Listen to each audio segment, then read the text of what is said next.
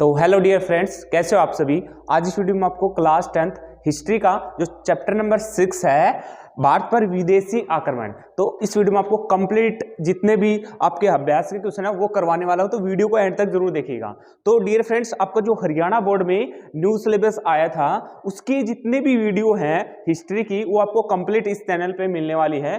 तो वीडियो को एक बार अपने फ्रेंड के पास जरूर शेयर कर दें। और आपको आज से हम क्या है, आज से पहले जितनी वीडियो थी आपको वैसे प्रोवाइड करा रहे थे, और अब हम आपको क्या है पैनल पे प्रोवाइड कराने वाले हैं। तो इस चैनल को सब्सक्राइब कर ले। और हम आपको मैथ है, साइंस है और इंग्लिश है, फिजिकल है, जितने भी सब्जेक्ट हैं आपके 10th क्लास के 12th क्लास के इस चैनल पे मिलने वाले हैं। तो पहला क्वेश्चन हम स्टार्ट करते हैं। क्या डियर फ्रेंड्स, अरबों ने भारत पर पहला आक्रमण कब किया था? तो कब किया था पहला आक्रमण? अरबों ने भारत पर पहला आक्रमण 636 ईस्वी में किया था। ठीक है, हम क्योंकि थोड़ा जल्दी जल्दी करेंगे क्योंकि हमारा एग्जाम का टाइम पास आ चुका है, अभी 27 से आपके एग्जाम स्टार्ट है, तो आपको जल्दी जल्दी जितने भी सिलेबस हो सकता है वो कवर करेंगे। सेकंड क्वेश्चन क्या दे रखा है, 712 ईस्वी में अविभाजित भारत के सिंध प्रदेश के हिंदू राजा कौन थे? तो हिंदू राजा कौन थे उस टाइम? राजा धाहिर सिंह थे। ठीक है, जो राजा धाहिर थे वो क्या थे, हिंद के जो सिंध प्रदेश था उसका राजा था। ठीक है, तीसरा क्वेश्चन क्या है, अरबों को सिंध को जीतने में कितने वर्ष लगे? मतलब जो अरब थे उन्हें सिंध को जीतने के लिए कितने साल लग गए थे? कितने साल लग गए थे? 75 साल लग गए थे। ठीक है, सेकंड आपका क्या है यहां से, मोहम्मद गजनवी द्वारा भारत पर कुल कितनी बार आक्रमण किया? तो कितनी बार आक्रमण किया था मोहम्मद गजनवी ने? भारत पर 17 बार किया था। कितनी बार? 17 बार। ठीक है, नेक्स्ट क्वेश्चन क्या है, विश्व प्रसिद्ध सोमनाथ मंदिर कौन से राज्य में स्थित है? तो कौन से राज्य में स्थित है ये? गुजरात राज्य में स्थित रहेगा। ठीक है, नेक्स्ट क्वेश्चन क्या आ जाता है आपका, 1191 ईस्वी में तराइन, ठीक है, तराइन के मैदान में किस किस के मध्य युद्ध हुआ? देखो 1191 ईस्वी में तराइन के कितने 3 युद्ध हुए थे, कौन कौन से? पहला युद्ध हुआ था 1191 ईस्वी में, ठीक है, दूसरा युद्ध हुआ था 1192 ईस्वी में, ठीक है, और तीसरा युद्ध हुआ था 1215 ईस्वी में। ठीक है, क्योंकि ये 2 युद्ध आपको बताए जाते हैं बट ये तीसरा युद्ध नहीं बताया जाता। तो कब हुआ था तीसरा युद्ध? आ जाए तो 1215 ईस्वी में। ठीक है, अब 1191 की बात आती है, किस किस के बीच हुआ था? ये हुआ था मोहम्मद गौरी और किसके बीच? ये हुआ था पृथ्वीराज चौहान के मध्य हुआ था। ठीक है, चौहान के मध्य हुआ था। अब इसमें जीत किसकी हुई थी? ये हुई थी पृथ्वीराज चौहान तृतीय की। ठीक है, तृतीय है ये, पृथ्वीराज चौहान तृतीय के बीच में। ठीक है, अब पहला युद्ध 1191 ईस्वी में हुआ था तराइन का, इसमें जीत किसकी हुई थी? पृथ्वीराज तृतीय की। ठीक है, 1191 ईस्वी में। अब दूसरा आ जाता है, मैं आपको बता देता हूं 1192 ईस्वी में। तो 1192 ईस्वी में जीत किसकी हुई थी? 1192 ईस्वी में क्या हुआ था? युद्ध हुआ था तराइन का, उसमें जीत हुई थी मोहम्मद गौरी की। ठीक है, मोहम्मद गौरी की। किसकी जीत हुई थी? मोहम्मद गौरी की जीत हुई थी। ठीक है, तो ये हो जाएगा। नेक्स्ट क्वेश्चन क्या आ जाता है आपका, यहाँ पे मंगोलों का सबसे शक्तिशाली नेतृत्व किसने किया था? जो शक्तिशाली मतलब सबसे मजबूत नेतृत्व किसने किया था मंगोलों में? तो किसने किया था? चंगेज खान ने किया था। ठीक है, किसने किया था? चंगेज खान ने। नेक्स्ट क्वेश्चन क्या आ जाता है आपका, पानीपत की प्रथम लड़ाई कब हुई? ये भी मोस्ट इंपोर्टेंट है क्वेश्चन, ये जरूर आता है। मैं आपको तीनों लड़ाई बता देता हूं कब हुई थी। देखो, पहली लड़ाई हुई थी पानीपत की प्रथम लड़ाई। ठीक है, प्रथम लड़ाई कब हुई थी डियर स्टूडेंट्स? ये हुई थी प्रथम लड़ाई आपकी 1526 ईस्वी में। ठीक है, दूसरी कब हुई थी? 1556 में। ठीक है, दूसरी लड़ाई कब हुई थी? 1556 ईस्वी में। ठीक है, तीसरी कब हुई थी आपकी? तीसरी लड़ाई हुई थी, ये हुई थी 1761 ईस्वी में।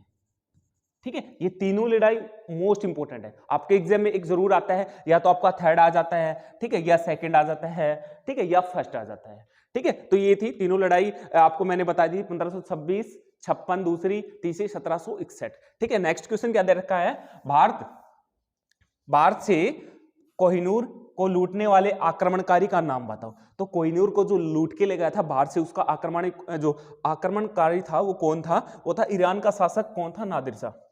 कौन था डियर फ्रेंड्स? ईरान का जो शासक था नादिर शाह, वो क्या था?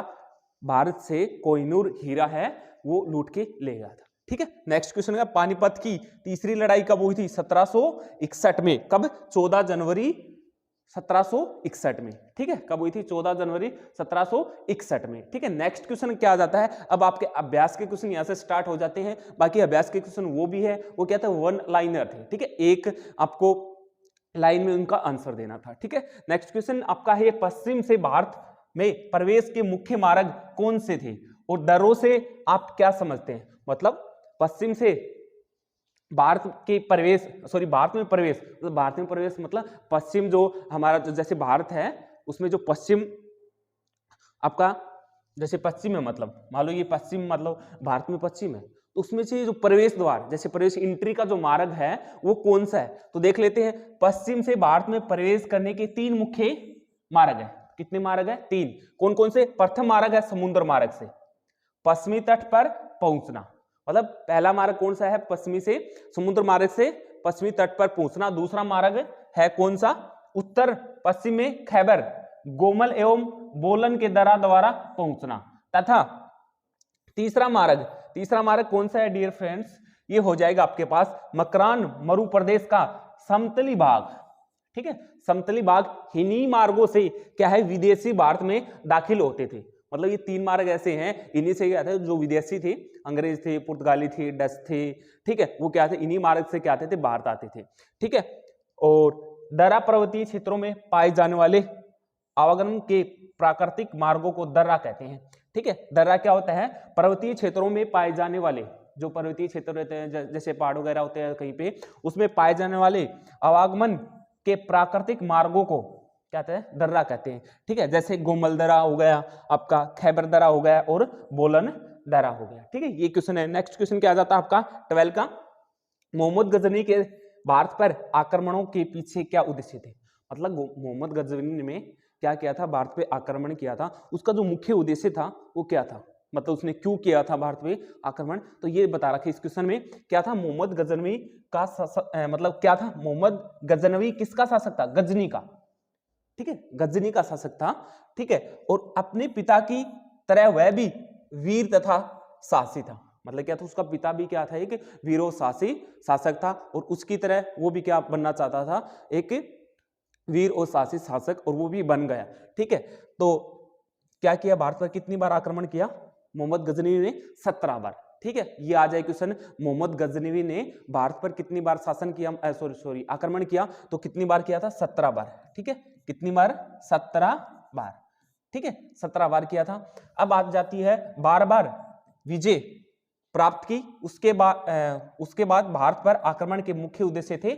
उन दिनों भारत एक धनी देश का मोहम्मद क्या था? मतलब उस समय क्या था? भारत एक धनी देशों में आता था, तो क्या क्या उन्होंने एक पहला उद्देश्य क्या हो गया? भारत से जो भी मिलता था, जैसे हीरे वगैरह हो गया, ठीक है, जैसे कोहिनूर हीरा था वो लूट के ले गया। ठीक है, इसी तरीके क्या धनी देश था, तो मतलब सोना चांदी हो गया वो लूट के अपने देश में ले जाता था। ठीक है, धन लूटना चाहता था। कुछ विद्वानों के अनुसार मुझे भारत में इस्लाम धर्म फैलाना चाहता था। मतलब क्या था? वो कुछ मतलब जो धर्म था उसका इस्लाम धर्म, मतलब मुसलमान होते हैं, मतलब वो धर्म फैलाना चाहता था। कहाँ पे? भारत में। ठीक है, कुछ विद्वानों का यह भी कहना है कि मतलब कुछ विद्वान कहते हैं कि मोहम्मद गजनवी एक महान योद्धा था। ठीक है, और उसे युद्ध में वीरता दिखाने में आनंद आता था। मतलब कुछ विद्वान ऐसे भी कहते हैं कि वो एक वीर योद्धा था, और क्या है? युद्ध में मतलब भाई वो क्या है? बार बार युद्ध करना चाहता था किसी के साथ, और उसको आनंद आता था युद्ध करके। ठीक है, हो गया। उसने अपनी युद्ध पिपासा को बुझाने के लिए भारत पर आक्रमण किए, परंतु यदि इन उद्देश्यों का आलोचनात्मक अध्ययन किया जाए तो हमें पता चलेगा कि उसने केवल धन लूटने के उद्देश्य से ही क्या किया था? भारत पर आक्रमण किए, और अपने इस उद्देश्य पर पूरी तरह सफल हुआ। मतलब कुछ का कहना है कि मतलब वह एक योद्धा था, इस कारण मतलब उन्होंने युद्ध करके आनंद आता था, और कुछ का कहना है कि मतलब उसका उद्देश्य ओनली क्या था? सोना लूटना, ठीक है, धन लूटना था मतलब, और वो इससे योजना में सफल भी हो गई। नेक्स्ट क्वेश्चन क्या आ जाता है आपका? तराइन के युद्ध कब और किसके मध्य हुए? मैंने तराइन के युद्ध बताए थे आपको 3। पहला 1191 ईस्वी में, दूसरा 1192 ईस्वी में, और तीसरा 1215 ईस्वी में। बट अब डिटेल से आ जाता है किस किस के मध्य हुआ। ठीक है, पहले एक बार फिर बता देता हूं। 1191 ईस्वी में हुआ था आपका पृथ्वीराज तृतीय और मोहम्मद गौरी के बीच। जीत किसकी हुई थी? पृथ्वीराज तृतीय की, पहले युद्ध में। ठीक है, दूसरा आ जाता है दूसरा युद्ध किसके बीच हुआ? वही पृथ्वीराज तृतीय और मोहम्मद गोरी के बीच। अब की बार दूसरे युद्ध में जीत किसकी हुई? मोहम्मद गोरी की। ठीक है, बस यही डिटेल में पढ़ना है। तराइन के युद्ध 1192 ईस्वी में दिल्ली के शासक पृथ्वीराज चौहान तथा मोहम्मद गोरी के बीच हुआ। बता दिया मैंने, इनके बीच में हुआ था। ठीक है, गौर के शासक मोहम्मद गोरी व दिल्ली अजमेर के चौहान पृथ्वीराज तृतीय के बीच तराइन का पहला युद्ध 1191 ईस्वी में लड़ा गया। पृथ्वीराज चौहान एक प्रतापी व वीर शासक था। कौन? पृथ्वीराज चौहान, मतलब एक वीर योद्धा थे, प्रतापी शासक थे। ठीक है, और पृथ्वीराज चौहान ने मोहम्मद गोरी को पूरी तरह से पराजित किया। वह जान बचाकर भागने में सफल रहा। मतलब क्या किया? पृथ्वीराज चौहान क्या थे? एक वीर प्रतापी शासक थे। उसने क्या किया? मोहम्मद गोरी पे बहुत मतलब अत्याचार किए और मोहम्मद गोरी जान बचाकर वापस भाग गया। ठीक है, बट बाद में क्या हुआ? सफल रहा। 1192 ईस्वी में दोनों सेनाओं के बीच युद्ध हुआ। पृथ्वीराज चौहान की अत्यंत वीरता और साहस का परिचय दिया, परंतु उसे हार का सामना करना पड़ा। ठीक है, और दिल्ली पर मोहम्मद गोरी का अधिकार हो गया। कब? 1192 ईस्वी में। ये क्वेश्चन था उसका फुल डिटेल से। नेक्स्ट क्वेश्चन क्या आ जाता है आपका? Question number 14। मोहम्मद गोरी की भारत में सर्वप्रथम और कहां और कैसे हुई? मतलब मोहम्मद गोरी था, उस मोहम्मद गोरी की भारत में सर्वप्रथम और कहां और कैसे हुई? ठीक है, भारत में मोहम्मद गोरी के सर्वप्रथम हार, यहाँ पे क्या था? हार आ जाएगा। ठीक है, हार कब और कहां हुई? तो 1178 और 1179 में गुजरात में हुई। ठीक है, उन दिनों गुजरात पर चालुक्य शासक के मुल्लाज द्वितीय का शासन था। मतलब सॉरी बच्चों, यहाँ पे हार नहीं, इस क्वेश्चन को आपको अच्छे से देखना है क्या है। शासक के मुल्लाज द्वितीय का शासन था। ठीक है, यह लड़ाई अनिलवाड़ा में हुई। वही है हार ही बेटा। ठीक है, ये हार ही आएगी इसमें। ठीक है, मुल्लाज द्वितीय था, द्वितीय तथा भीमदेव द्वितीय गोरी को करारी पराजय दी। ठीक है, क्या वो एक बार फिर से बता देता हूं, ये क्वेश्चन क्या दे रखा है कि मोहम्मद गोरी की भारत में सर्वप्रथम हार कहां और कैसे हुई। ठीक है, तो क्या हुई? मोहम्मद गोरी की भारत में मोहम्मद गोरी की सर्वप्रथम हार 1178 और 79 में गुजरात में हुई। उन दिनों गुजरात पर चालुक्य के शासक के मूलराज द्वितीय का शासन था। किसका था? मूलराज द्वितीय का शासन था। ठीक है, यह लड़ाई कहां? अनिलवाड़ा में हुई। मूलराज द्वितीय तथा भीमदेव द्वितीय गोरी को क्या कर दिया गया? करारी पराजय दी। इस युद्ध में राजमाता नायिका देवी ने भी भाग लिया। ठीक है, और अद्वितीय साहस का परिचय दिया। गोरी को अपमानित होकर वापस लौटना पड़ा। उसके कई सैनिक थे बंदी बना लिए गए। ठीक है, और मोहम्मद गोरी क्या है? बड़ी कठिनाइयों से बच पाया। ठीक है, ये था क्वेश्चन नंबर 14। अब आता है क्वेश्चन नंबर 15। 15 का क्वेश्चन क्या है? आपके एग्जाम के व्यू से मोस्ट इंपोर्टेंट क्वेश्चन रहेगा ये। क्या है? पानीपत की प्रथम लड़ाई का संक्षिप्त विवरण कीजिए। मतलब संक्षिप्त में लिखो इसको, पानीपत की प्रथम लड़ाई। तो बाबर ने 1519 ईस्वी ने 19 ईस्वी से 1526 ईस्वी तक भारत पर 5 बार आक्रमण किए। किसने? बाबर ने। ठीक है, बाबर ने कितनी बार आक्रमण किए भारत पर? 1519 से 1526 तक 5 बार। ठीक है, उनका 5वां आक्रमण दिल्ली पर हुआ। यह युद्ध पानीपत के मैदान में इब्राहिम लोदी और जोहरुद्दीन मोहम्मद बाबर के मध्य हुआ। मतलब पानीपत आप समझ रहे हो हरियाणा में है। ठीक है, पानीपत के 3 युद्ध मैंने आपको बता दी कब हुए थे। 1526, दूसरा 1556, तीसरा 1761। ठीक है, तो तीनों युद्ध मैं आपको डिटेल से बताऊंगा। इस युद्ध में बाबर ने भारत पर पहली बार तोबो है, देखो ये आ जाए कि भारत पर कब तोबो है क्या आ जाती है? एक तुलगुमा युद्ध। क्या है? एक तुलगुमा युद्ध हुआ। मतलब उसने भारत ने पानीपत के प्रथम युद्ध में तोबो का यूज किया था और तुलगुमा युद्ध प्रणाली का प्रयोग किया था। मुगल वंश की नींव का आधार यही युद्ध था। मतलब मुगल वंश की स्थापना किसने की थी? बाबर ने की थी। ठीक है, बाबर ने भारत पर 1519 से 1526 तक कितने आक्रमण किए?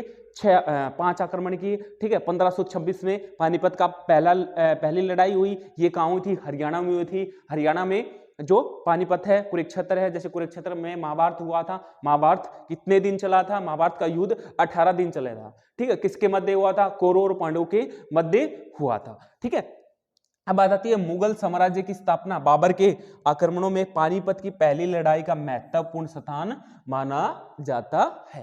ठीक है, अब आ जाता है सेकंड, इससे नेक्स्ट क्वेश्चन क्या आ जाता है, मोहम्मद गजनवी के द्वारा किए गए आक्रमणों के प्रतिरोधों का वर्णन कीजिए या करें।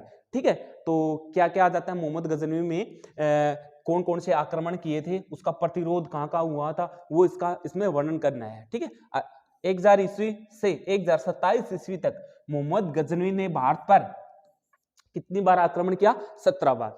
ठीक है, 1001 ईस्वी में उसने हिंदू शाही शासक जयपाल पर आक्रमण किया। किसने, 1001 ईस्वी में उन्होंने जयपाल पर क्या किया, आक्रमण किया। ठीक है, पेशावर के निकट हुई युद्ध में जयपाल वीरता पूर्वक लड़ा लेकिन पराजित रहा। पराजित का मतलब क्या होगा, वो हार गया। ठीक है, किससे, मोहम्मद गोरी से। 1001 ईस्वी में जयपाल से उसकी लड़ाई हुई। ठीक है, और बाद में क्या हो गया, जयपाल ने मतलब वीरता पूर्वक उसका सामना किया परंतु वो क्या हुआ, हार गया। ठीक है, उसकी मृत्यु के पश्चात उसका पुत्र आनंदपाल शासक बना। कौन बना, आनंदपाल। उसके राज्य पर उसके बाद गोरी ने कई आक्रमण किए। आनंदपाल ने भी अपने पिता की तरह, मतलब क्या था, आनंदपाल ने भी अपने पिता की तरह क्या किया, मतलब मोहम्मद गोरी जो मोहम्मद गोरी था, गजनवी, उस पर क्या किया, मतलब उसका सामना किया और उसको भी खदेड़ दिया और वो अपनी जान बचाकर भागने लगा। तो वीरता से ही गोरी पर आक्रमणों का उत्तर दिया। आनंदपाल के साथ साथ 1008 ईस्वी के युद्ध में गोरी हारते हारते बचा। आनंदपाल के अतिरिक्त त्रिलोचन पाल एवं भीमपाल ने भी 1001 से 1026 तक के मोहम्मद गजनवी के आक्रमणों का प्रतिरोध किया। ठीक है, अब नेक्स्ट क्वेश्चन क्या आ जाता है आपके पास, क्वेश्चन नंबर 17, नादिर शाह द्वारा दिल्ली की जनता पर किए गए अत्याचारों का उल्लेख कीजिए। नादिर शाह ने क्या किया था, दिल्ली पर अत्याचार किए थे, उसका उल्लेख आपको एक लिखना है 100 या 150 वर्ड में या 70 या 80 वर्ड में। तो आपको पूरा 5 नंबर का एक क्वेश्चन आने वाला था। क्या क्या नादिर शाह ने दिल्ली पर आक्रमण किया। ठीक है, और दिल्ली की जो जनता उसको क्रूरता पूर्वक पीटा, मतलब कत्लेआम किए, 3 दिन तक उस पर अत्याचार किए। ठीक है, 1739 ईस्वी में ईरान के शासक नादिर शाह ने भारत पर आक्रमण किया। एक बात मैं आपको बता देता हूँ, एक अच्छा क्वेश्चन आपको बता देता हूँ। 1739 ईस्वी में क्या हुआ था, करनाल का युद्ध हुआ था। कहाँ का, करनाल। आपको कुछ, करनाल कहाँ है, ये करनाल हमारे हरियाणा में, हरियाणा में करनाल का युद्ध 1739 ईस्वी में हुआ था। किस किस के बीच, नादिर शाह और मोहम्मद शाह रंगीला के बीच। सबसे मोस्ट इंपोर्टेंट क्वेश्चन है 1 नंबर में। ठीक है, अब उसके बाद आ जाता है, इसमें दिल्ली पर मोहम्मद शाह का शासक था। शासक भोग विलास में, मतलब भोग विलास मतलब अपने आनंद में रहता था वहां का शासक। तो क्या किया दिल्ली का, उसने बाद में नादिर शाह के आक्रमण से दिल्ली की रक्षा नहीं कर सका। नादिर शाह लगभग 2 माह से तक दिल्ली में रह रहा था। नादिर शाह ने दिल्ली में कत्लेआम किया। मतलब कत्लेआम का मतलब दिन में भी रात में भी कोई उसके आगे आता था, कोई स्त्री आती थी, ठीक, कोई बच्चा आता था, कोई बूढ़ा आता था, ठीक है, कोई जवान आता था, उसको कत्लेआम मतलब कर देता था, मतलब ठीक है, मार देता था उसको। ठीक है, बाद में क्या किया, सैनिकों ने स्त्रियों, बच्चों और बूढ़ों तक को भी नहीं छोड़ा। वह लगातार 3 दिन तक क्रूरतापूर्वक कत्लेआम व लूटपाट करता रहा। 3 दिन में दिल्ली की साधारण जनता से 3 करोड़ रुपए लूट ले। मतलब 3 दिन में नादिर शाह ने क्या किया, 3 दिन में जो दिल्ली की साधारण जनता थी, आम जनता थी, उससे 3 करोड़ रुपए क्या कर लिए, लूट लिए गए। और बाद में क्या किया, नादिर शाह के कत्लेआम ने लंबे समय तक साधारण जनता के मन में क्या किया, आतंक बैठा दिया, आतंक बनाए रखा। ठीक है, क्वेश्चन नंबर नेक्स्ट क्या आता है, सोमनाथ मंदिर के विध्वंस पर एक लेख लिखिए। मतलब सोमनाथ मंदिर विध्वंस किया गया था किसके द्वारा, मोहम्मद गोरी के द्वारा, मोहम्मद गजनवी के द्वारा।